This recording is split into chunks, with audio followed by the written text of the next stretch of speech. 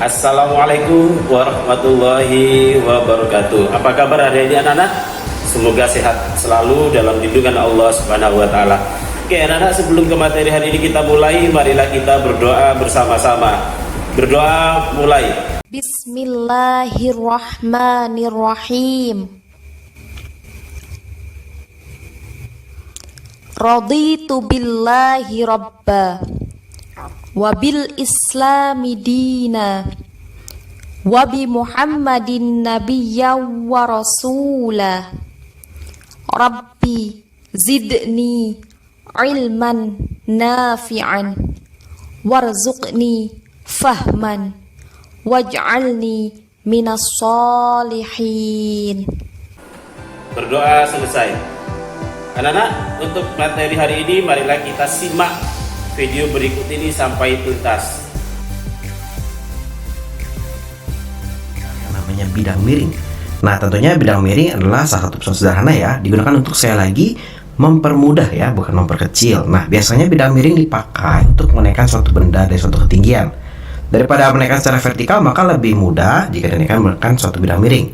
Contoh ya, misalkan kalau ada seperti ini nih. Nah, ini kakak mau menaikkan misalnya kotak ya, dari bandingan kakak menaikkan sesuatu seperti ini, lebih mudah kakak berjalan seperti ini gitu ya. Sama seperti pengantar barang gitu ya. Jadi daripada dia menaikkan kotak-kotak ini dari atas ke bawah, lebih mudah dia memakai papan, dia tinggal jalan ke atas. Itu mempermudah usaha, tapi sebenarnya usaha yang dikeluarin sama aja gitu ya.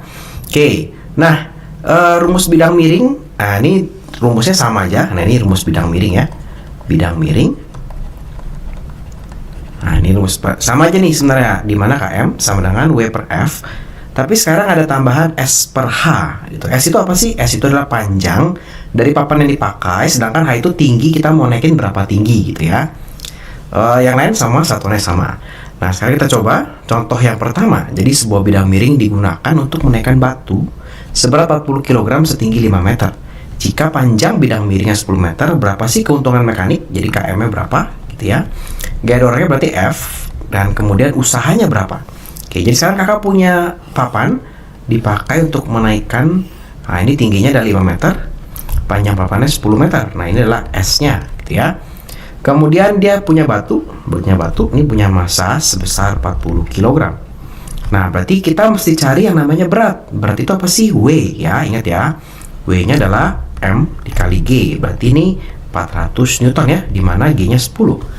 Nah kalau sudah, berarti gampang nih sekarang. Kalau mau cari keuntungan mekanik, ya tinggal kita masukin aja KM sama dengan S per H gitu ya, dimana S nya 10, H nya adalah 5, dapat KM nya 2 gitu.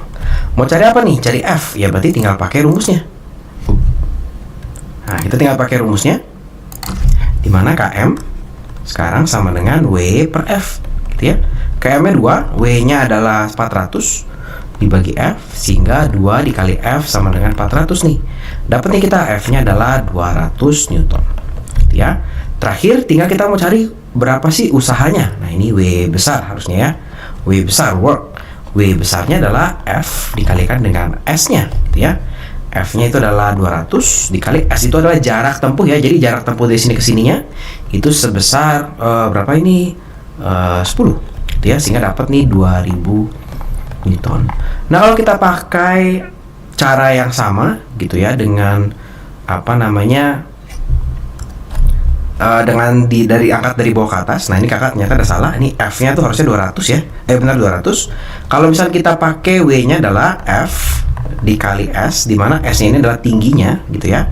Misalnya kakak dari sini ke sini, dari bawah ke atas, berarti misalnya yang biru nih sekarang dari bawah kakak mau naikkan ke atas gitu ya. Ini berarti F-nya itu sama dengan W gitu ya, sama dengan W-nya dia.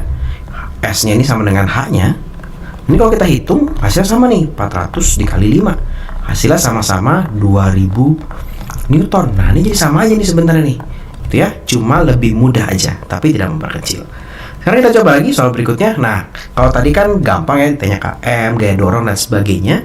Biasa tentunya soalnya nggak semudah ini. Biasanya agak sedikit dibalik-balik gitu ya. Bisa aja ditanya M-nya, masanya berapa gitu ya, ditanya ada S-nya, ini ada S-nya. Nah, terus tapi nggak tahu H-nya nih.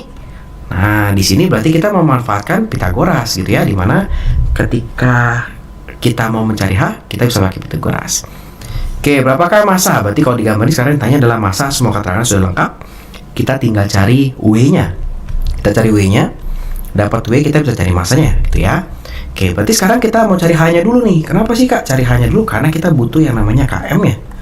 KM-nya berapa nih? KM-nya kan S per H, gitu ya. Sedangkan kalau kita pakai W per F, kita nggak tahu nih W-nya berapa, justru yang ditanya. Oke, kita lihat dari segitiga sini, siku-siku kita lihat ke depan. Maka ini S kuadrat gitu ya, sama dengan H kuadrat ditambah apa nih ya, alas kuadrat gitu ya. Alas kuadrat, berarti ini H kuadratnya tambah alas kuadratnya 8 kuadrat. S-nya itu adalah 10 kuadrat gitu ya, ini 100 sama dengan H kuadrat ditambah 64. Kita dapat H kuadratnya adalah 36, sehingga dapat H-nya adalah 6. Nah, ini dapat H-nya adalah 6 meter. Oke, berarti dari KM ya, kita tahu nih, berarti KM adalah 10 dibagi 6. Oke, biarin aja seperti ini, nggak apa-apa. Kemudian, kita mau cari yang namanya M, ya, kita mau cari M. Nah, kita butuh W-nya nih. Maka kita pakai yang sebelah sini lagi nih, sekarang W per F. Dimana KM sama dengan W per F, gitu ya. Berarti ini 10 per 6, tadi KM-nya kan yang ini. W-nya kita nggak tahu, dibagi F-nya adalah 240.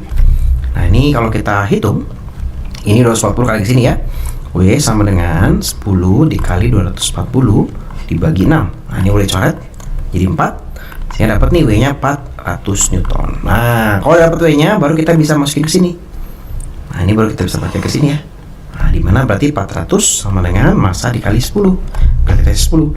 Dapat nih masanya adalah 40 kg. Nah, ini berarti masanya adalah 40 kg. Oke, gampang. Kita lanjut soal yang ketiga. Nah, ini sekarang bidang miringnya seperti ini. Hitunglah panjang papan yang digunakan sebagai bidang miring dan jarak X. Berarti tanya S-nya sama X-nya berapa nih jaraknya, gitu ya. Oke, kita coba aja. Sekarang berarti kita mau cari kalau ada S, ada H, maka kita rumus kita gini ya, KM sama dengan S per H.